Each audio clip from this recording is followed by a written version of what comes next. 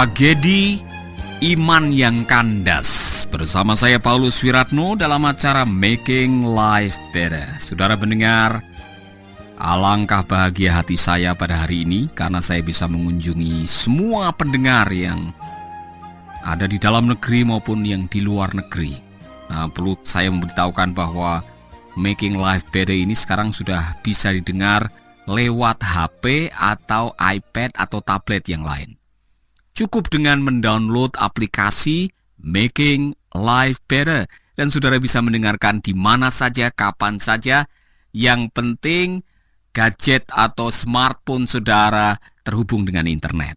Ini adalah sebuah berkat dari Tuhan sehingga saya bisa membeli aplikasi ini, dan dengan kerja keras semua kru Dian Mandiri di Denpasar kita semua bisa dapat akses. Dan jangan lupa, apabila saudara sudah mendownload dan bisa mendengarkan Making Life Better, kirimkan kesaksian kepada kami. Dengan senang hati, kami akan memuat kesaksian saudara pada Making Life Better program yang berikutnya. Amin. Haleluya. Topik kita hari ini sangat menarik untuk disimak, tapi juga mungkin agak keras untuk didengar. Tragedi iman yang kandas. Kok bisa iman menjadi kandas? Kok bisa iman seseorang akhirnya tidak berfungsi sebagaimana mestinya? Bisa. Rasul Paulus pernah memberikan nasihat kepada Timotius. Dan kata-kata daripada surat Rasul Paulus ini saudara akan betul-betul terkejut. Karena ada dua orang yang selama ini aktif di dalam pelayanan, mungkin menyertai Rasul Paulus, dikenal, dimuridkan, tapi imannya kandas. 1 Timotius 1 ayat 18-20 mengatakan, tugas ini kuberikan kepadamu Timotius anakku, sesuai dengan apa yang telah dinubuatkan tentang dirimu, supaya dikuatkan oleh nubuat itu, engkau memperjuangkan perjuangan yang baik dengan iman dan hati nurani yang murni. Beberapa orang telah menolak hati nuraninya yang murni, dan karena itu kandaslah iman mereka.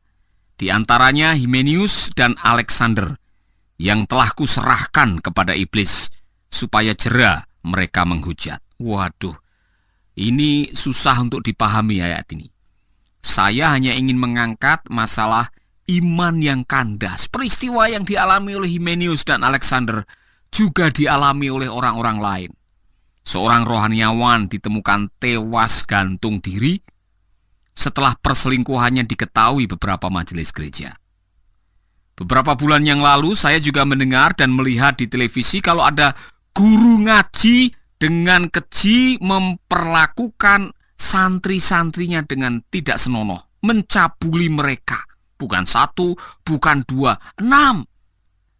Peristiwa-peristiwa seperti ini bisa terjadi kepada siapapun juga. Orang yang mungkin dianggap rohaniawan, hamba Tuhan, ustadz, biksu, siapapun juga yang mungkin pekerjaannya setiap hari mengajarkan tentang kebenaran, merenungkan tentang firman Tuhan, mungkin selalu berkhotbah ke sana kemari, menonjolkan, mempromosikan ajaran-ajaran yang benar, tapi dirinya sendiri justru melawan kebenaran. Apa yang saya sampaikan di atas bukanlah sekedar cerita atau dongeng, tetapi sebuah kisah nyata. Sebuah tragedi iman yang memilukan sekaligus memalukan. Sebuah kontradiksi kehidupan yang harus selalu menjadi pembelajaran. Bagaimana mungkin seorang yang mengaku beriman, seorang yang mengkhotbahkan kebenaran, seorang yang membaca firman tiap pagi, seorang yang aktif melayani, tetapi akhir hidupnya ada di sarang setan. Kalau boleh saya menggunakan istilah itu. Karena Rasul Paulus berdoa untuk Himenius dengan Alexander supaya akhirnya dia bisa menemukan Tuhan melalui kesulitan yang dihadapi. Saudaraku, untuk supaya kita bisa terus berperilaku sesuai dengan apa yang kita yakini, kebenaran yang kita imani, ada satu hal lagi yang penting sekali, yaitu menjaga hati nurani. Persoalan dengan Himenius dan Alexander adalah karena dia menolak hati nuraninya yang murni. Dengar baik-baik. Alkitab mengatakan beberapa orang telah menolak hati nuraninya yang murni, dan karena itu kandaslah iman mereka. Yang membuat iman mereka kandas karena hati nuraninya sudah tidak main lagi. Dua tugas utama yang dimiliki oleh setiap orang percaya adalah menguatkan iman dan mengasah hati nuraninya supaya tidak tumpul. Selalu membersihkan hati nuraninya supaya tidak kotor. Selalu berusaha seperti Daud yang mengatakan, selidikilah akan daku ya Tuhan, ketahuilah akan hatiku, supaya ia bersih di hadapan Tuhan setiap hari dan tidak membiarkan kotoran, dosa, pikiran yang tidak benar, prasangka yang tidak sesuai dengan firman, hal-hal yang menajiskan dan mengotori roh kita ini bersih setiap hari. Amin. Coba bayangkan ini. Jika lampu mobil Anda ini nyalanya dengan baik, mungkin tidak ada masalah dengan baterai, tidak ada masalah dengan bola lampu, tetapi karena kaca yang biasanya melindungi lampu itu kotor, buram, atau barangkali tidak pernah dibersihkan, bisa saja akhirnya sinar lampu ini terhalang oleh kotoran yang ada di kaca itu. Akhirnya terang daripada lampu itu tidak keluar. Mobil bisa nabrak, lampunya bisa pecah, bisa rusak. Inilah yang terjadi dengan Himenius, dengan Alexander. Iman baik. Bicara mengenai firman Tuhan, waduh fasihnya bukan main. Soal khotbah, suaranya bagus, tekniknya dikuasai. Soal mengenai doa, oh luar biasa. Tetapi kok kelakuannya tidak mencerminkan kebenaran yang diucapkan dan diyakini. Ini adalah tragedi yang sering kita lihat dan mungkin kita sering mengalami juga. Masalahnya di mana? Masalahnya karena kerak, kotoran, atau barangkali sesuatu yang menutupi hati nurani kita ini tidak pernah dibersihkan. Jadi saya mau berbicara mengenai betapa pentingnya menjaga hati nurani sehingga iman kita tidak kandas. Saudaraku, Tuhan telah menaruh apa yang namanya hati nurani di dalam diri setiap orang. Hanya manusia yang diciptakan oleh Tuhan dengan kelengkapan hati nurani.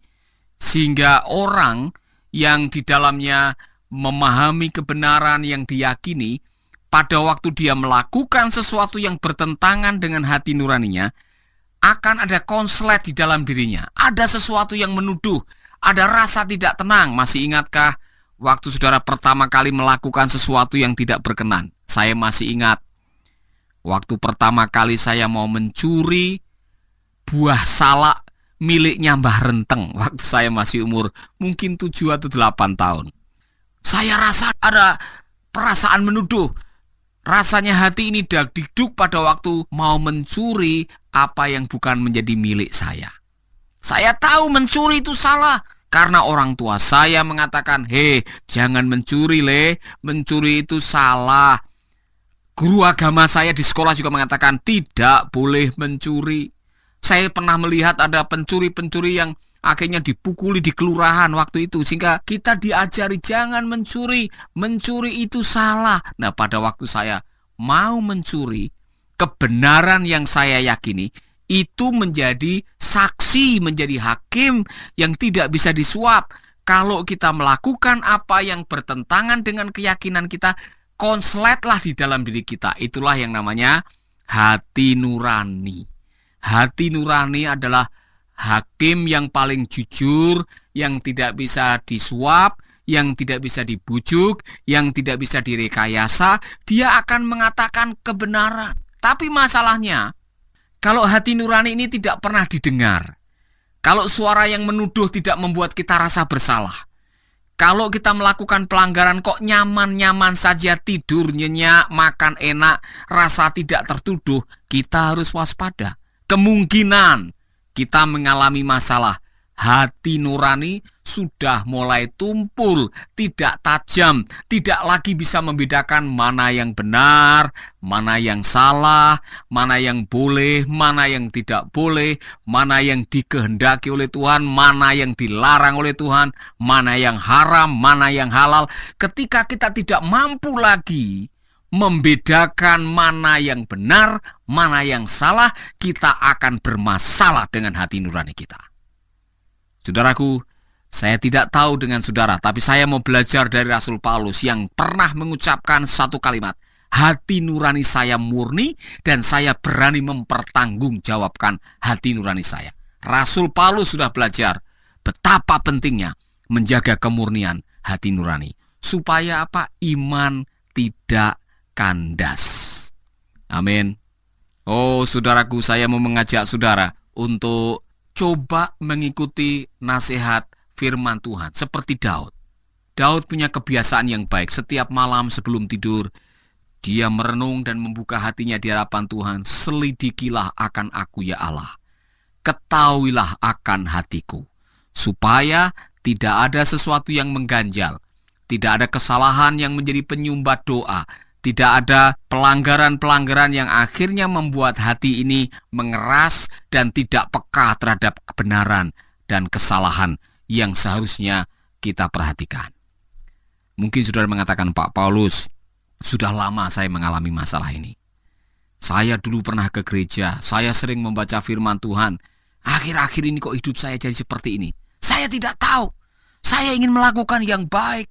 Saya punya cita-cita melakukan sesuatu yang barangkali menyenangkan hati Tuhan. Tetapi yang saya lakukan justru yang bertentangan dengan firman Tuhan. Saya tidak tahu. Saudaraku, kemungkinan besar kita sudah punya masalah, yaitu kemurnian hati nurani sudah tidak diperhatikan lagi. Kita sudah mengabaikan, istilahnya Rasul Paulus, kita sudah menolak hati nurani.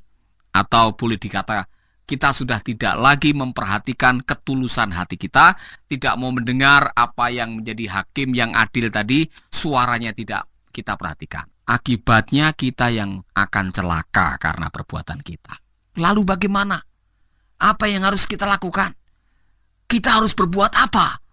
Firman Tuhan mengatakan, datanglah kepada Tuhan, minta ampun, dan biarlah roh itu memberikan kepada kita sebuah keberanian untuk kita datang kepada Tuhan dan katakan, ampuni dosa saya ya Tuhan, ampuni kedegilan hati saya, dan saya mau datang kepadamu dengan merendahkan hati.